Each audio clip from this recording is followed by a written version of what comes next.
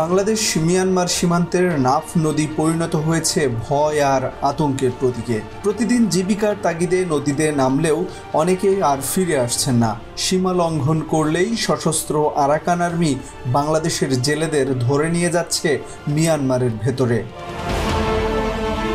স্থানীয় প্রশাসনের তথ্য অনুযায়ী গত 17 আগস্ট থেকে 26 আগস্ট পর্যন্ত অন্তত 46 জনকে ধরে নিয়ে গেছে তারা। এর মধ্যে 17 আগস্ট 9 জন, 23 আগস্ট 12 জন, 24 আগস্ট 14 জন, 25 আগস্ট 7 জন এবং 26 আগস্ট আরও 13 জনকে অপহরণ করা হয়েছে। পরিবারগুলো এখন দিন কাটাচ্ছে অশ্রুসিক্ত আতঙ্ক ও অনিশ্চয়তার মধ্যে।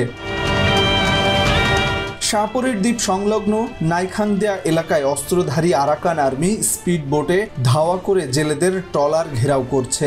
সম্প্রতি এমন এক ধাওয়া থেকে একটি ট্রলার ডুবে গেলে প্রাণহানির ঘটনা ঘটে, যদিও কোস্টগার্ড 6 জেলেকে উদ্ধার করে। এটাই প্রথম নয়, আগস্ট থেকে জুন পর্যন্ত প্রায় 165 জন জেলেকে ধরে নিয়ে গিয়েছিল আরাকান আর্মি। কূটনৈতিক প্রচেষ্টায় কিছু জেলে মুক্ত হলেও নদী পারের মানুষজন এখনও আতঙ্কে দিন কাটাচ্ছে।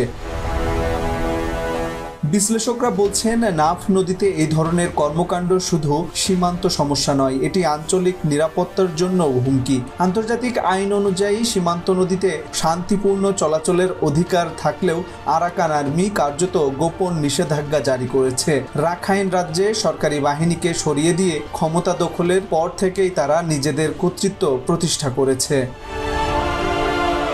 নাফ নদীর ইতিহাসে ফিরে তাকালে দেখা যায় 2000 সালে মিয়ানমারের সেনারা সীমান্তে আগ্রাসী ভূমিকা নিলে বাংলাদেশ সেনারা সরাসরি প্রতিরোধ গড়ে তোলে। সেই নাফ যুদ্ধ এই কূটনৈতিক চাপ নয়, বরং সামরিক শক্তি দিয়ে মিয়ানমারকে পিছু হটতে বাধ্য করা হয়েছিল।